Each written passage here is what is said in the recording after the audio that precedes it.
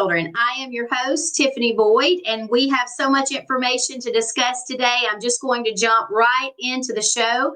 I'm thankful that we have a returning guest, John Klyzek, joining us today. I am going to bring John on, and he is here today to discuss with us his most recent article that he has penned. I'm going to bring it up on the screen. And as he is introducing himself, I want everyone to take a look here at his most recent article.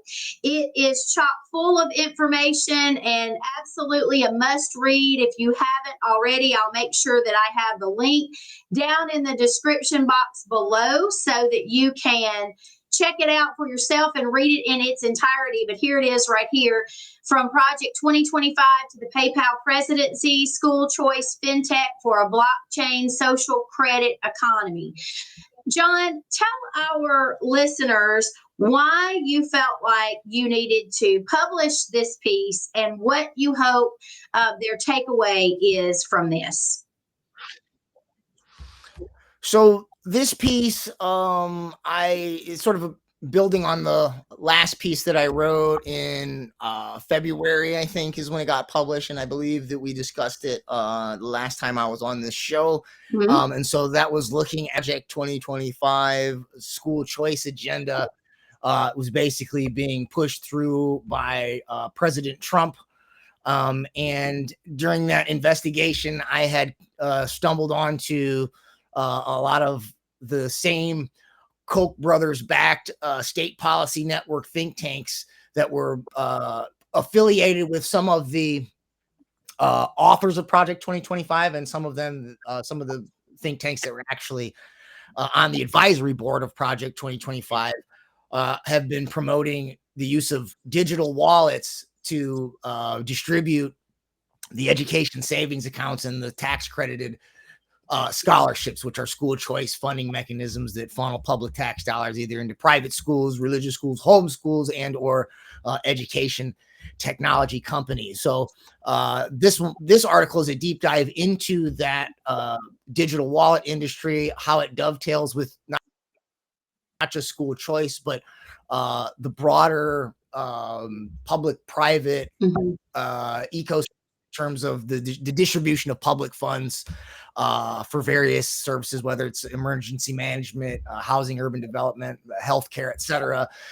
In other words, what I saw was the emergence of the digital wallet industry for school choice vouchers, ESAs, and scholarships is converging with the rise of this new stablecoin economy with the passage of the Genius Act. And so basically what I'm trying to show is that the digital wallet industry is going to essentially incorporate those stable coins which are trackable and traceable and programmable, and as such can be used for social credit predictive analytics, and the umbrella of what we're looking at here.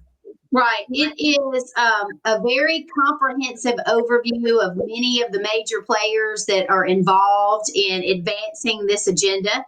And when I got involved in school choice, I didn't have the 50,000 foot view, or I would say that your view is even broader than a 50,000 foot view at this point. But I was just looking at the short term implications as a homeschool parent that school choice could potentially, or I knew were going to happen. The overreach, the government overreach that was going to swallow up homeschool freedoms. And so that is how I originally got into doing research about what school choice really was, because it personally affected my own family, which is oftentimes why many of us get involved in something and decide that we need to learn more about it.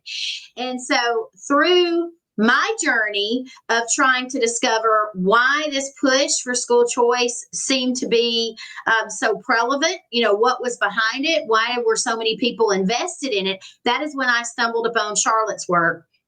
And then, of course, that gave me a broader understanding of what this really was, that it wasn't necessarily just about, school choice and swallowing up, which we know is the end goal, true private education, but it had far more tentacles than just even that. It actually touches every area of our lives, because when you start talking about these digital wallets, controlling the way that we effectively are able to live our lives, that goes far beyond just an educational platform.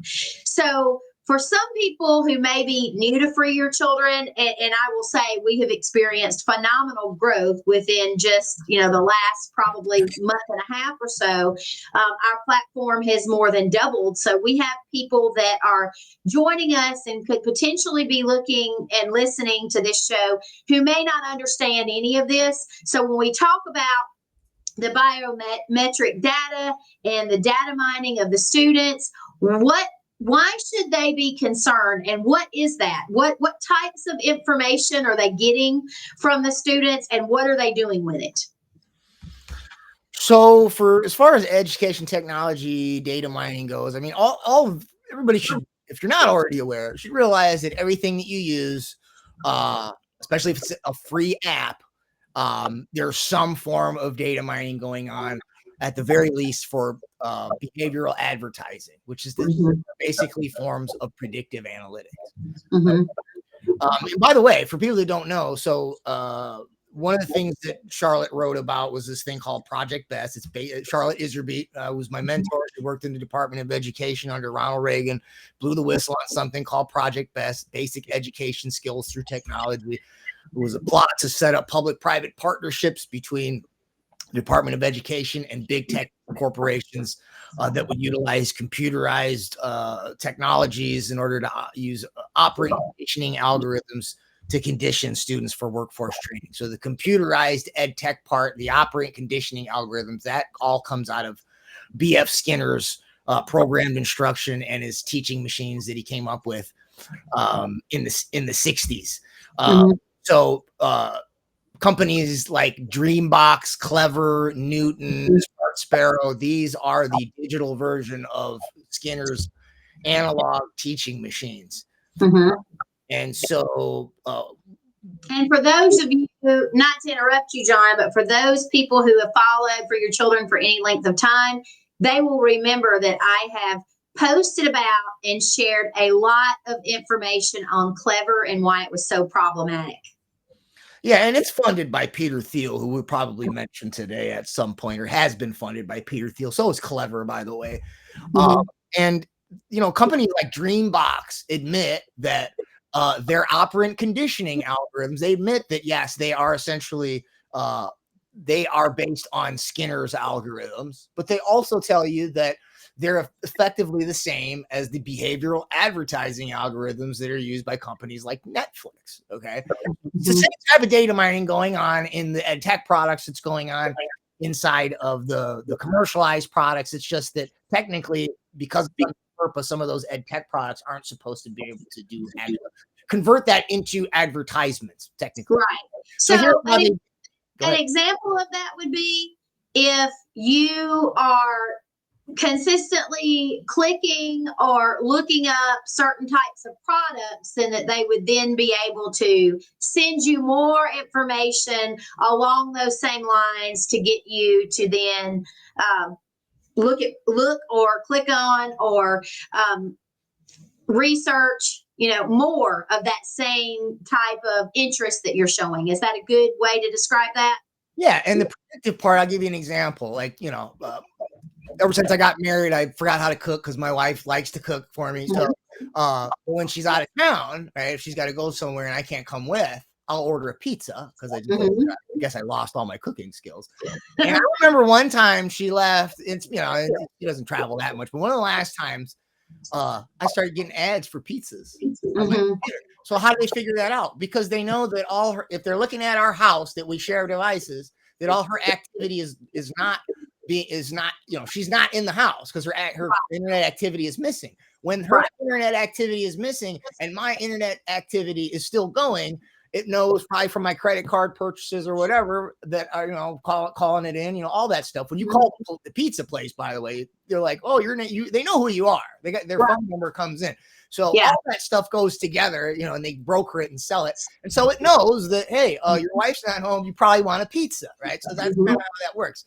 With the ed tech, the way it sort of works, it's supposed to determine their career pathways. Yes. So if you're really good and you're fast, right, it's going to expedite them to more challenging stuff, right? If they're not very quick and get wrong, it's going to remediate and repeat, and that's going to funnel you into different career pathways. Now, they're also wasn't that exactly what Charlotte was trying to get people to understand, was that their goal is to create a globalist workforce and pigeonhole students into career pathways from a very early age?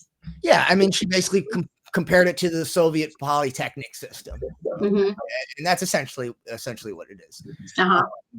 It's today. It's essentially supply chain management. If we look at the new economic model known as stakeholder capitalism, which is largely built on public-private partnerships, with essentially smashes together the best or worst, whichever perspective you're coming from, parts of basically the socialist communist welfare state and the corporate fascist technocracy, right? It's sort of a blend of technocracy and communitarianism, and charter schooling and school choice being sort of the public-private partnerships of stakeholder capitalism in the domain of education. Okay. So the way that they use this data, though, is not just to determine for the career pathways. They also use it to determine or to build artificial intelligence. Okay. Right. So, technically, when they're not allowed to keep what's called, there's UII and PII data. UII is user interaction information, and PII is personally identifiable information. So as long as they anonymize the data, the feedback loops between your stimulus and your response, that's what operant conditioning algorithms are based on. You have a learning stimulus, and based on your response, whether it's short answer, multiple choice, matching, true, false, right? Based on how quickly you respond and how accurately, that creates this feedback loop that, they create these patterns, and out of those patterns, they can predict where you ought go.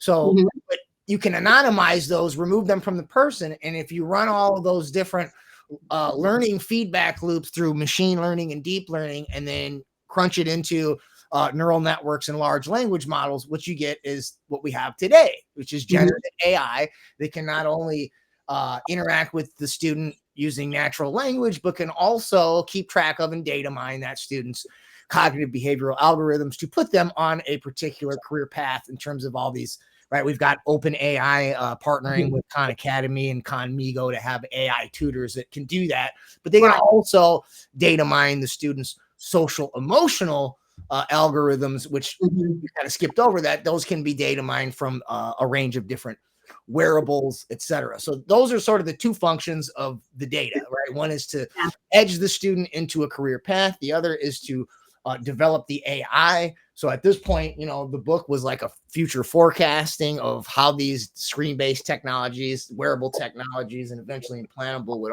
all that data would develop this generative AI that Elon Musk says, well, if you can't beat it, you got to join it. And this is where your Neuralink would come in, right? I don't mean to get way down there with it. But I'm pointing all that out because we're getting to the end of the book here. Absolutely. Okay? Absolutely. So, yes. Excuse me. The agenda, bless you, the agenda is almost complete at this point. From the 80s, when Charlotte started sounding the warning about this, from your book, School World Order, to where we are now, this initiative is almost at completion, in my opinion. I mean, they have made major gains. And of course, we see decisions that have been made by the Trump administration really kicking this ball even further down the court. And you address that in your article. We know that that President Trump seems to be fully invested in the advancement of AI, which is concerning to those of us like myself who've always said, we need to put the brakes on this. This is way more than what I believe people understand it to be. Of course, we're already seeing issues that are happening within, and my wheelhouse is education. So, from an educational standpoint, we are already seeing major issues that are happening because of AI. So, when we start to look, we read your article and start to look at the people who are involved that are benefiting from all of this that we see playing out. It's extremely concerning. Yeah, the main people behind this, well, we'll say the main oligarchs behind Trump 2.0 and the digital wallet industry, the crypto industry, and the AI industry is a milieu of PayPal mafia members and some of their adjacent venture capitalist cronies. So in particular, we have Peter Thiel, who's been called the Trump's shadow president. Bilderberg Group also was instrumental to the rise of J.D. Vance. Helped him prop up his Narya Capital venture capital firm, which is invested in AI and biotech. And then Narya Capital was also propped up by Mark Andreessen, who is not a PayPal Mafia member, but his venture capital portfolios overlap with those of Thiel's in particular. So the Thiel's Founders Fund. And he was. Explain who Thiel is. You mentioned that he had invested in Clever. Tell our listeners who Thiel is and what he's known for. So Peter Thiel, he kind of straddles the worlds between sort of the old school neoconservative and beltway libertarian arm of the Republican Party and this new kind of Silicon Valley futurist arm. And so what you see here, apt to the title from Project 2025 to the PayPal Mafia. So the Project 2025 is largely the Koch-backed neoconservative beltway libertarian think tanks.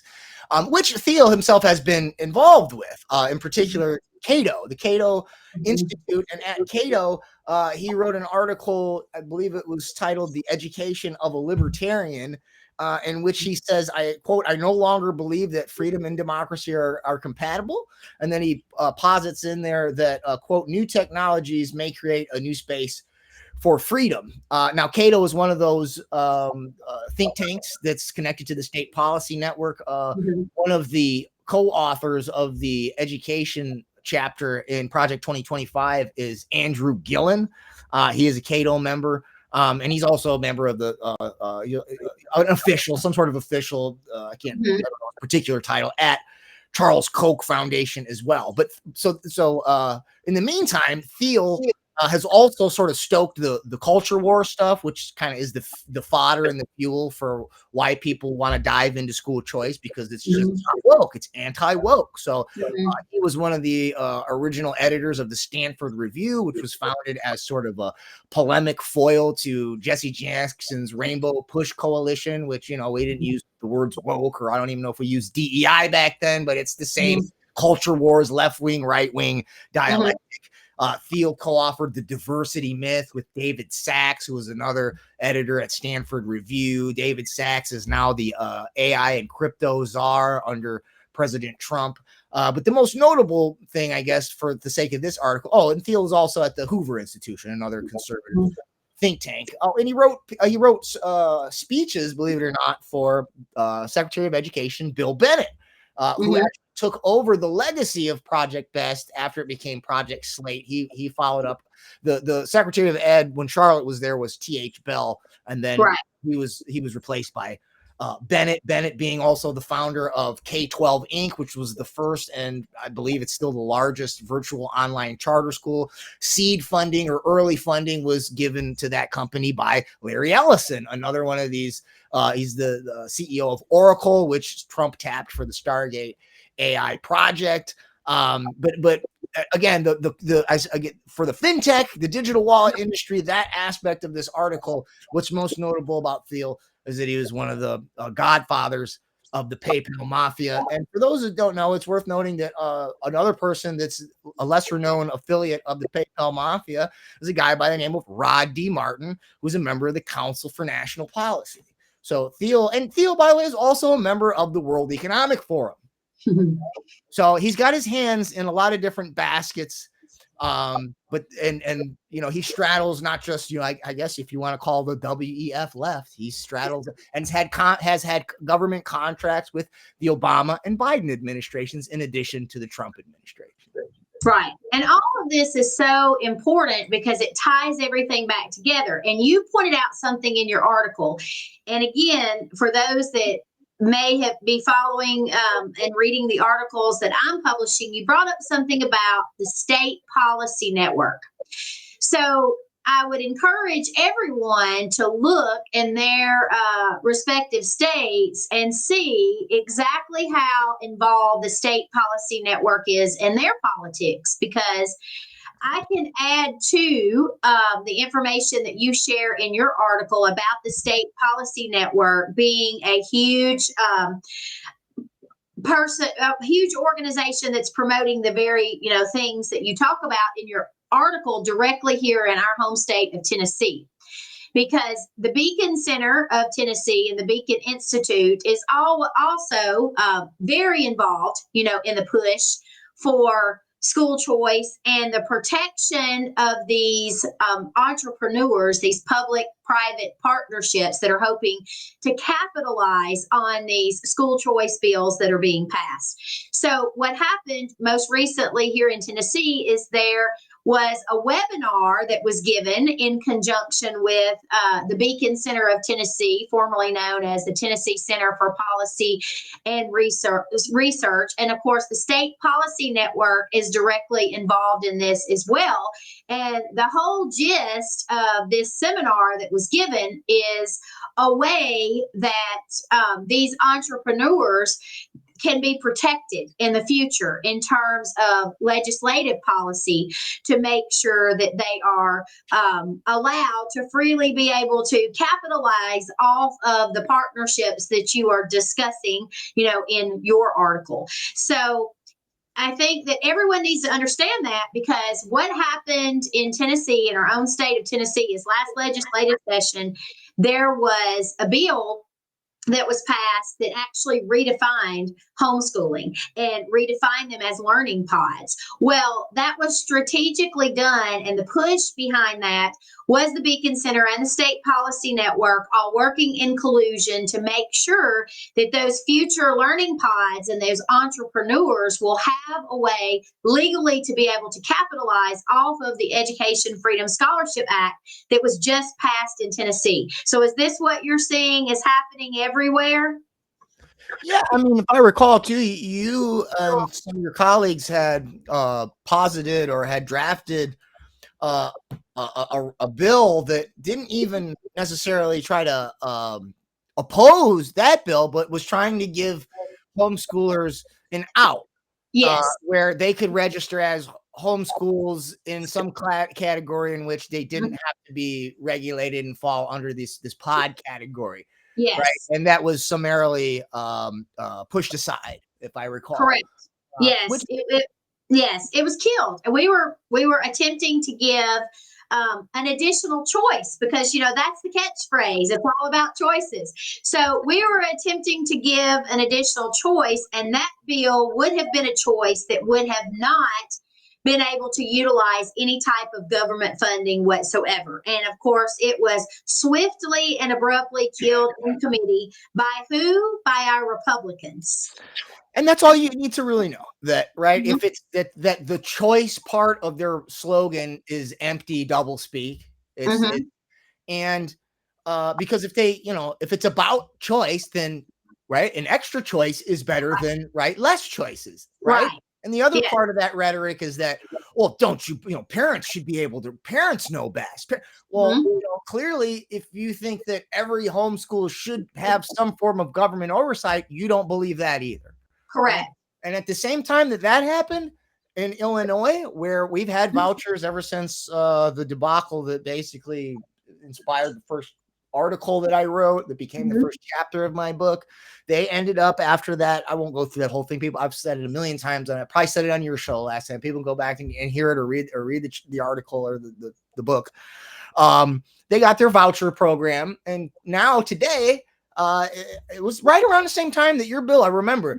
It was. Illinois passed a bill where, yes, you have to, if you're a homeschool, you have to be registered. Right? Yes. Now, what they have is, for those of you that started homeschooling because you were trying to get away from woke stuff, or you didn't want to get the medical treatment that they wanted everybody to get.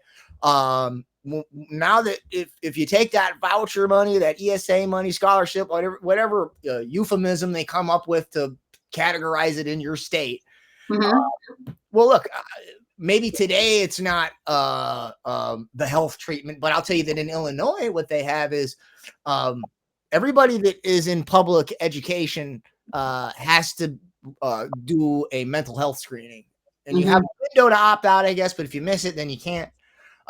But if every school, including homeschool, has to register with the state, I'm pretty sure that means that if you, especially if you take the voucher money, now, I don't know if there might be a loophole in Illinois, maybe, but certainly if you take that government money, you're going to have to do a mental health check, right? That's about a half step removed to a biological health check. Right.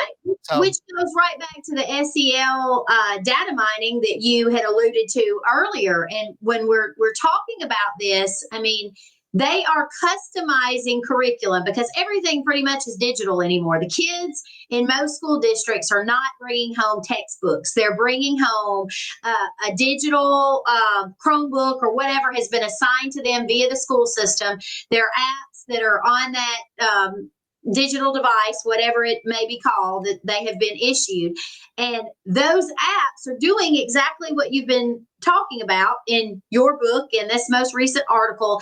It is conditioning these children to answer in a way that they have decided is an appropriate answer. Would that be a fair assessment, which is one of the other goals of what they're trying to advance here? Well, there definitely is always what they call the hidden curriculum. So that could go, it could change from administration to administration. Correct. But definitely, it's as much as public educators may have attempted to make it public education sort of value neutral, there's always sort of a political message that is implicit sometimes in whatever multiple choice, short answer, true, false. Because we know that no education is neutral. No matter if you're left leaning, you're right leaning, none of it is neutral.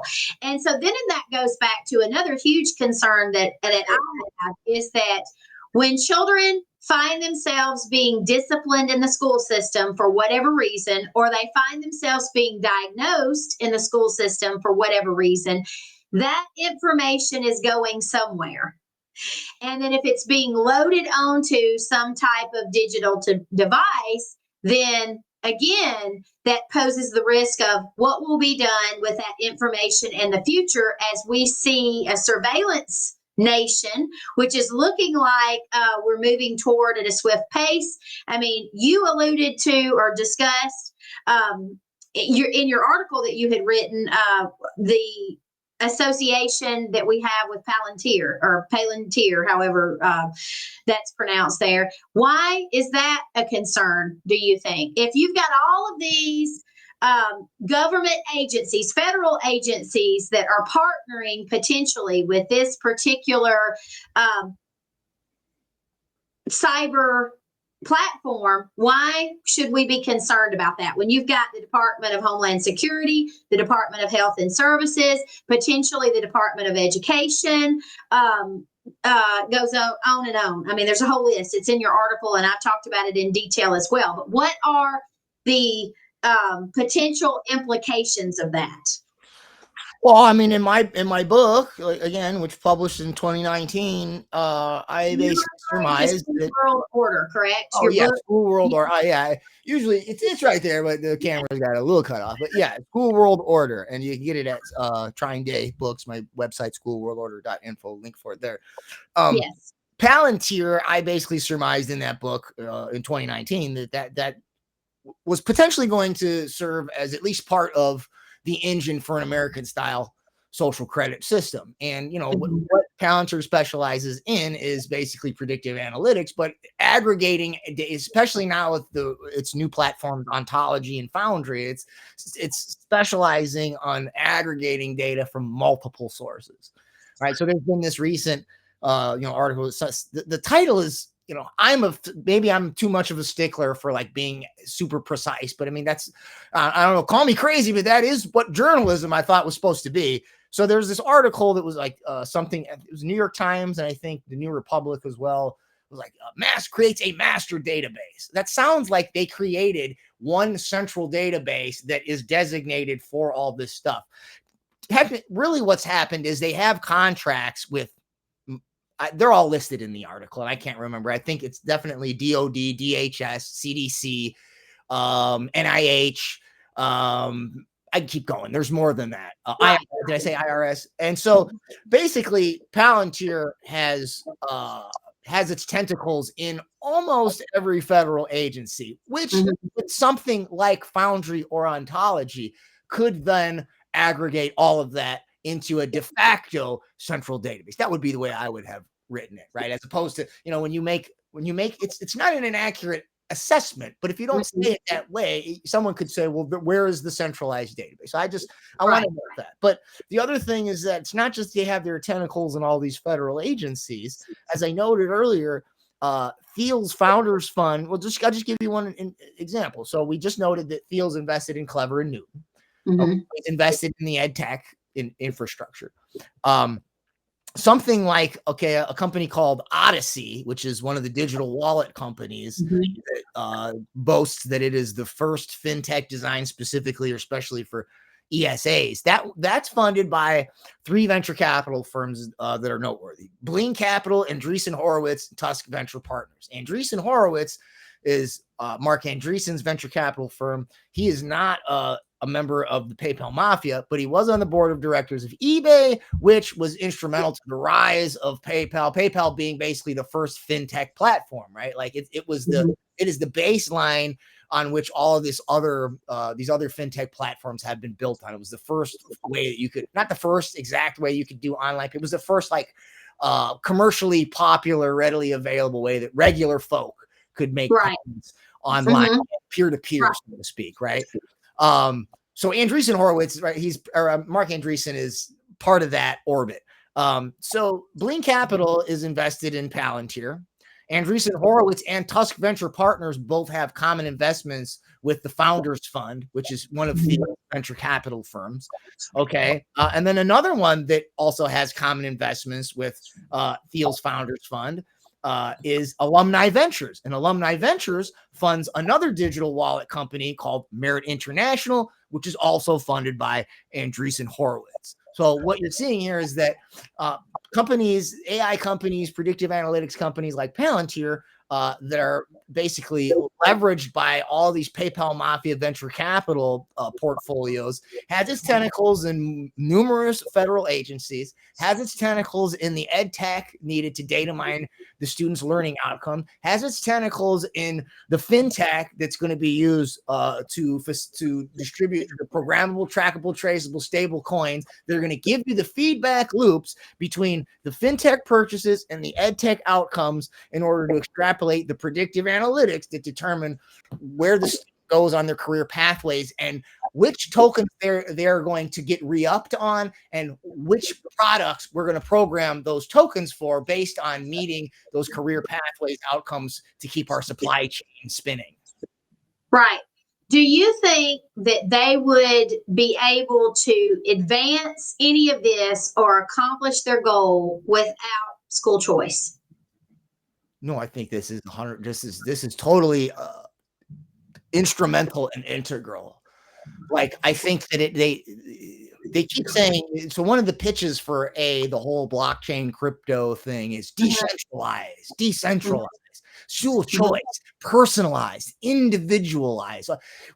I think the better word for that is distributed as opposed to decentralized. Okay. Because, maybe I just sort of illustrated what I mean by distributed, right? And I said, there's not a single master database. There's all these other things that are being aggregated together through multiple sources Right. And no longer is it, especially with the AI. So the rise of the fintech stablecoin economy is part and parcel to the rise of the AI economy and the social impact investment economy. And in this economy, it's not useful to have to do institutional and group analytics as much as, I mean, those are still useful because you want to put the individual data points in these different categories. But what's most important is the individualized, personalized. And what that means is it's not individualized like they're going to give you tokens and ed tech products based on what you personally or individually think you would like to pursue. They're going to, personally only give you the things that they think that you are capable of. Right. That's why we're moving towards this system in which, because it'll be predetermined. They will be the ones controlling what you are going to be allowed to do in the future. And you need the school choice. You need not just the school choice charter school system, right?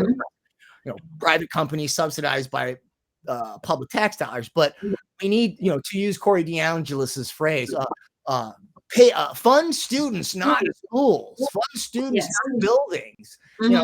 And everybody goes, well, that sounds better, right? Yeah, except that if in the instance of why we even have the rise of homeschooling the way that we do is because people didn't like the building or what was going on in the building, so they moved the kid out of the building.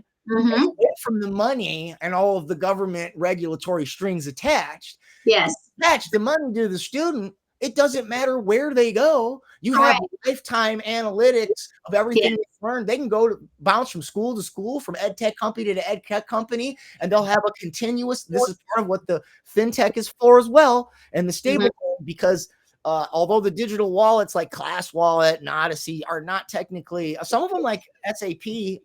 They do have blockchain services that could be integrated, but this is where we're moving. And the blockchain distributed ledger is not just for tracking and tracing the transference of the stable coin from the government to the student to the ed tech company. It's also to log all of the analytics that I just laid out associated with the fintech inputs and the ed tech outcomes.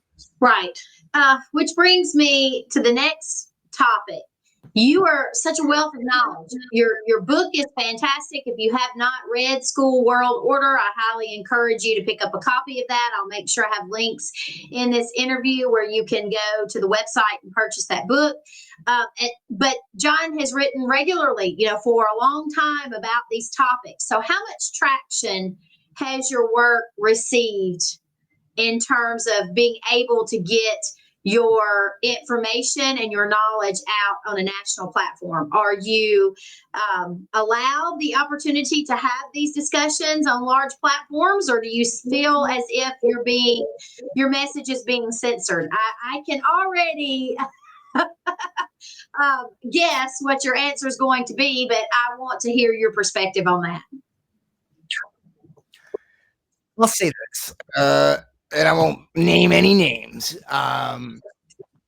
There's a handful of big, relatively large shows that I've been on, whom I have shared both this article on Project 2025. That was Trump Ed 2025. That article. Yeah. Trump. Yep. Trump Ed 2025. Yep. And I got zero response from these people.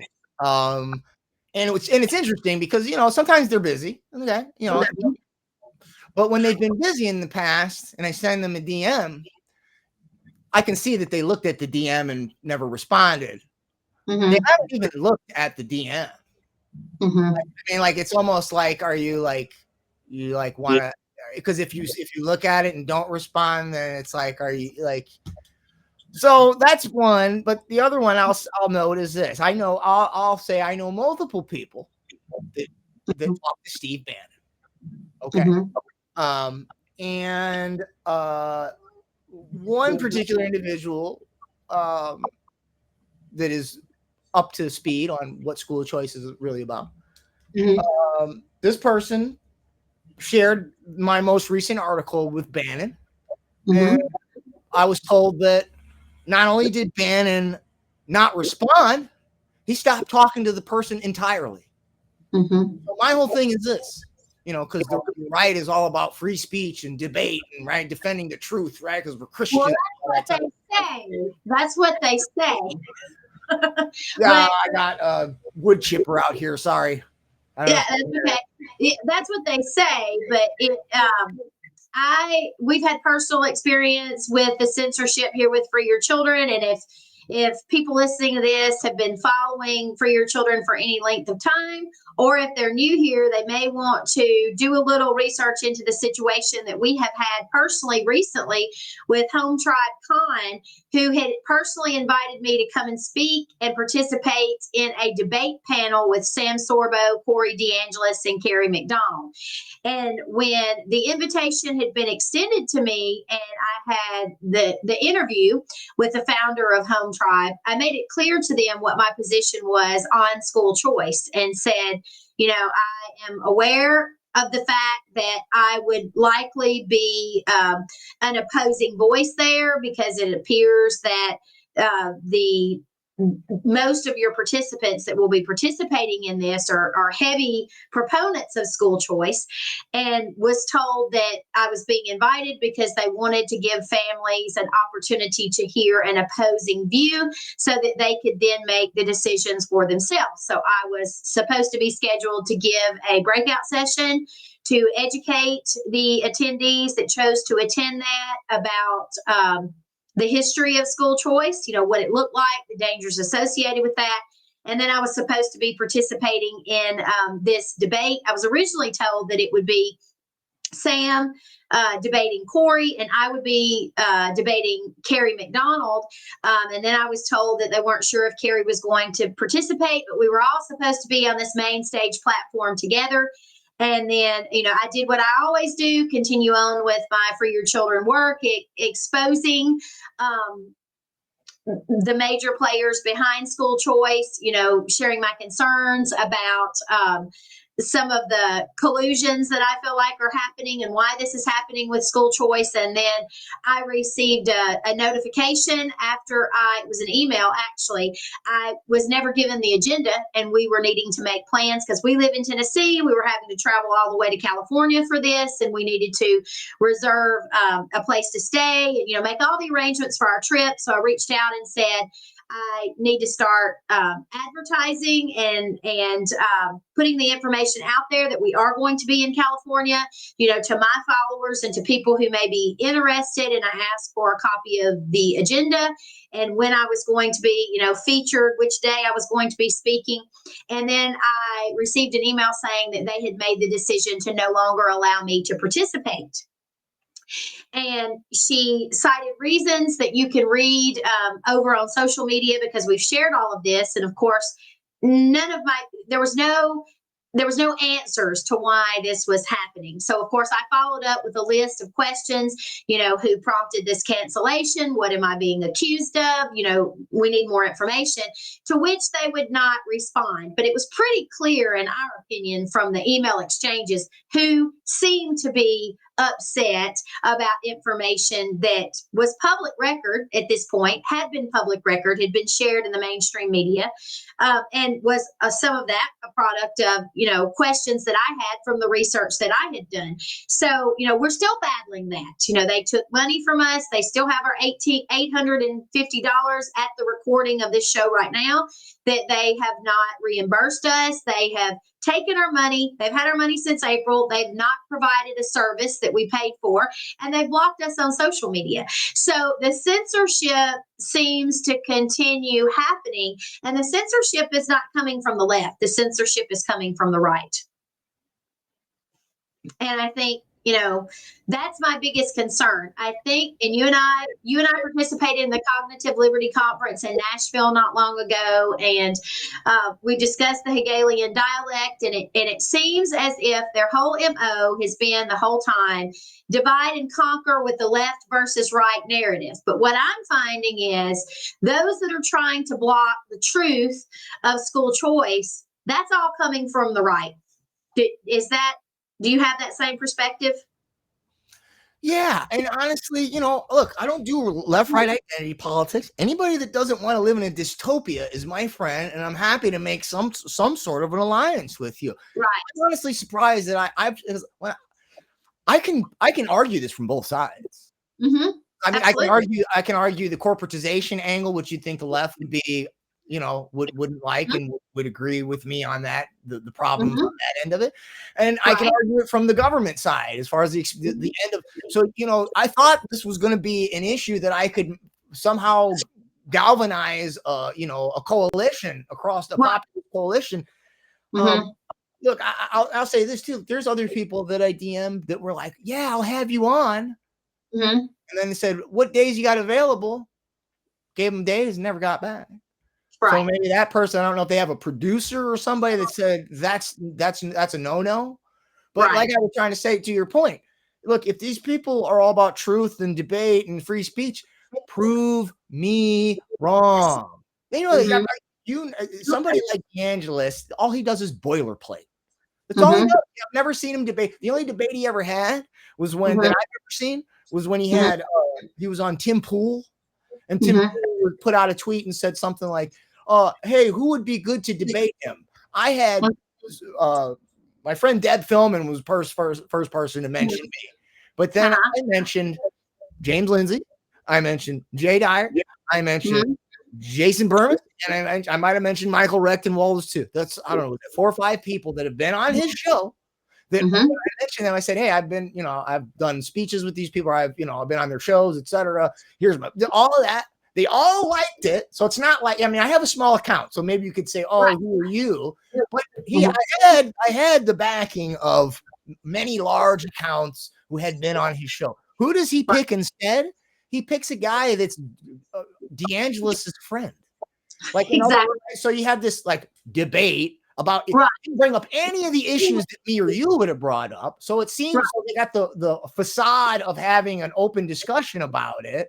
Have dodged, because they don't want to have this argument from the right, because their whole entire argument is that it's anti-woke.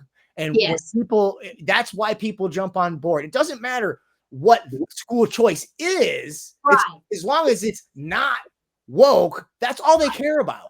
Right. And they want to have debates with people that are going to have a left of center argument about it, because then they can just spew their boilerplate and their cookie cutter arguments. They can't do that with me or you, because we can come at it from the right side. We can talk about it from the government angle, and we can also talk about it as Christians as well. Right. And so they don't want to have that, because they know they'll have to address the facts, and the facts are irrefutable. Absolutely. And I think that is the crux of all of this, is that we have a very uneducated populace by design, and they're controlling the narrative.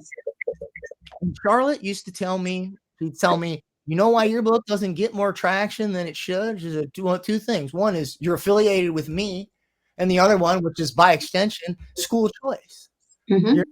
She says that was one of the big things that got me ostracized. She said, when I wrote the big book, The Deliberate Dumbing Down of America, which focused on the ills of federalized government education, she could get a certain amount of traction from people, right? When they kind of, hey, Charlotte, what do you think about the school choice thing when it started to gain popularity? She'd been against day one, and she, what she would always say is, look, the left tells you what they're about.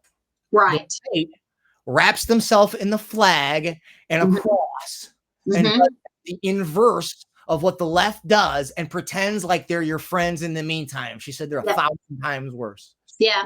And when I say the right, I'm not drawing a broad brush like with right or left. I mean your Heritage Foundation, your cable, American Legislative Exchange Council, American Enterprise Institute, or your Koch brothers network is what I'm talking about. I'm talking about your regular working class right-wing dude. And when I'm talking about the left, I'm not talking about your regular working class left-wing union guy either. Right. Absolutely. I think that these are the kinds of discussions, if we really want to get to the truth, these are the kinds of discussions that have to be had. You have to have the freedom to ask the hard questions. And if they don't have anything to hide, they have to be willing to come to the table and discuss all of these, concerning points that you bring up in your article and you brought up in your book. And I think that we're not seeing that happen. So you even in your article, and I think this is extremely important because the right, and again, I'm in the same vein you are with that, where I am referring to the organizations that are championing school choice, okay? The organizations, the politicians, the individuals that are championing school choice. They are claiming, and it's an illusion that has been built around that school choice has been created by the conservatives to save and preserve conservatism and protect those children. But the right were not the ones you alluded to this. You spoke about this in your article. What did Bill Clinton have to do with school choice? Bill Clinton signed the first federal charter school bill in, and then the Charter School Expansion Act, and the very concept of it was coined, of charter schooling was coined by Albert Shanker, who's the president of the American Federation of Teachers. Yes. Another one. In the meantime, the American Federation of Teachers recently just announced a partnership with OpenAI to train teachers to put AI in the classroom. You know who else just signed multiple contracts with OpenAI? The Trump administration. For Stargate, and I guess I should say at least one. The other one, it was supposed to be part of the AI.gov website. It was either going to be part of the console platform or the API. I don't remember, but look, there's tons of other AI companies. AFT. If you want to be, their thing is, well, it's not going away, so we want to influence how it's created. Well, then pick one that, if you're against the Trump administration, pick one that's at least, but Microsoft, they're all, by the way, for those people that, if you don't know, they're all on board with the same agenda at the end of the day. But if you want to pretend like there's, like, George Soros is on the left and Koch is on the right, you know what I mean? But no, they pick the same exact company. And by the way, just as a note, if you've never heard of, oh man, I want to say State Policy Network. I can't think. Quincy, the Quincy Institute for something statecraft or something. Quincy Institute. Okay, I stumbled onto this doing the first article. There was an article written not too long ago titled something like this: Can George Soros and the Koch brothers join forces to save the world? They both are part of that Quincy Institute. Yeah, and then Scott Bessent. Right, yeah. That he signed up to be the Treasury Secretary. He's a former George Soros guy. Yeah, so he's going to go after all the Soros people. Is he going to go after Bessent?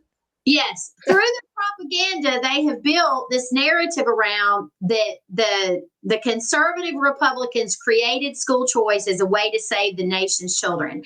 But school choice was not. It's not just an initiative that the right has been involved in. The left has been involved in the same initiative. And you spoke to that in your article when you brought out the points about Bill Clinton. Yeah, and also Obama and his Secretary of Education, who was Arne Duncan. Yes. And they partnered with Bill and Melinda Gates Foundation, which has also dumped millions and millions of dollars into school choice, charters, all sorts of stuff. So, and I've shared on social media before about what Arne Duncan had to say about education and children basically residing at school 24 hours a day. And we're seeing that's already come to fruition in Tennessee because we passed a piece of legislation that now allows at-risk, they call them opportunity boarding charter schools, to open and operate in the state of Tennessee where these children can eventually reside. Well, this is where I think ultimately this goes, which I sort of alluded to in the first piece. And I have mentioned on some of the articles or interviews I've done since the second piece. And that is that they're going to integrate the voucher, school choice, ESA, scholarship, whatever you want to call it, system with social impact investments. So the first thing that I sort of documented regarding that, building on your point about, social impact investments, right? In particular, pay for success, which there's provisions for that in the Every Student Succeeds Act. These are public-private partnerships in which an impact investment firm or a nonprofit puts up money to Mhm. help achieve certain social outcomes. And they could be workforce, healthcare, whatever, but oftentimes they will be targeted for marginalized populations. Yes. Okay. And so they put the money up front. And if they achieve those outcomes, then they get that money back. If they exceed Mhm. them, they can get a profit. Now, Mhm. the scholarship granting organizations that have been designated to dole out the school choice scholarships are impact investment organizations. Okay. Yes. Now, let me tell you a little. This is not in the article. This is an anecdote of something that's in my front doorstep. I had recently had a large chunk of my tutoring hours replaced by a bot. Okay, Mm. at one of the schools where I tutor. Uh-huh. The company is called Upswing. It not only has a bot called Anna, which I think is a cute little short for analytics. Because Mhm. the main thing they boast is on the homepage, or maybe it's not the homepage, it's the page that has Anna on it. It has all of these different metrics for these different outcomes, individual outcomes, group outcomes, institution wide, race, gender, class, sex, zip code, socioeconomic background, right? Uh, Mhm. that the AI is extrapolating from the student's use of it. Now, the Right. AI can help the student with everything from like a daily planner to tutoring and also mental health. Okay. Yeah. I Now, knew that was coming. well, let's not, let me not digress too much here. We can get back to, you maybe touch on that in a second. So I look up the company and I go, well, who Mhm. funds this thing? It's a bunch of impact investment firms and venture capital firms. Some of the Yeah. one of them is social finance. I wrote about social finance in the first in Trump Ed 2025. Yeah. In Mhm. particular, I'm pretty sure it was involved with some partnership with I want to say the Charles Koch Foundation. I'm sure that Mhm. you can Mhm. find that might not be precise, but it's in there. Yeah. Social I want to say Charles Koch Foundation in Google, some Uh-huh. impact partnership they had for workforce education or something like that. Yeah. But here's the thing then. So basically my I guess that by the time the end of this semester goes, um, they will basically, or at least by the end of the school year, they'll have enough data to say that bot is just as effective, if not as more than the humans, and they'll replace us. And it's not Correct. just because it's cheaper to use the bot than it is to pay a human hourly. It's that it doesn't just save you money on your expenses. It's going to bring in the impact investment grants from Mhm. types of social finance companies that are behind it. Because so basically it works like this. You need the AI to get the data. You need Mhm. the data to get the impact investment grant. The impact investment firm needs the data to get the money back from the government. Okay. Mhm. And that's you need the AI in particular. You're not going to do it with spreadsheets, right? It's to Right. scale it at it, to go that deep in terms of the analytics at the individual scale and then Right. scale it out to all those different group metrics. You need the AI to do it. So that's all Yeah. part and parcel of the same emerging economy. Now, at the same time, here's how I know that it's that important to the economy. I also noticed at this school we got an email that said, we're partnering with AT&T and something called CompuDopt to CompuDopt, like adopt a computer, basically. So Mhm. for the students that don't have devices, in other words, they're going to make sure not just that, and the way that the website has been restructured, it's like basically like the human tutor like link is kind of, like if I was sneaky rhetorically and I wanted something to be clicked on more than something else, right? It's kind of Mhm. structured like that when you look at it. And Mhm. I see that in the meantime, they're also making sure that everybody can get a computer so that they can use it, so that they, right? Like it's Yes. not a one and like this is all these things are not happening disparately at the same time. These are Correct. things that have all been coming, and now we're hitting the inflection point where they're going to start locking it all together. Yeah, I agree with that. And before we wrap the interview up, I want you to give your perspective on something because what we're hearing is, okay, some conservatives that are seem to be maybe entertaining the thought that I know it's happened in Tennessee. There are some conservatives that voted against. I'm using this as an example. Our governor's last two education freedom scholarship bills, or what we refer to as voucher bills. They didn't call them vouchers, they called them ESAs. But like you said before, it's, just a different flavor. Okay. So my question here is that there seems to be a narrative that has been, created, that just because you vote against a specific bill, for instance, these conservatives are saying, okay, we voted against the governor's education freedom scholarship bills, so we are conservative because we voted against that. However, they are touting Trump's universal plan to expand school choice via tax credits. My argument is that, it has always been that, school choice is not just vouchers, ESAs, whatever you want to call it. It bleeds into every aspect. So if you are saying, I'm conservative, I voted against the governor's education freedom scholarship bills, but I did it because it is not giving that opportunity to enough children because it had an income cap on it. So we want to advance universal school choice through tax credits. What would you say to that? They're playing a rhetorical spin game with you. Yes. By the way, State Policy Network, SPN. Yes. Spin, right? Yes. Okay. But anyways, look, so this is my thing. Having studied it enough and like noticing that when I try to itemize the 3 different categories and that people just kind of get lost in all the jargon, that's part of the purpose of it. Okay. Absolutely.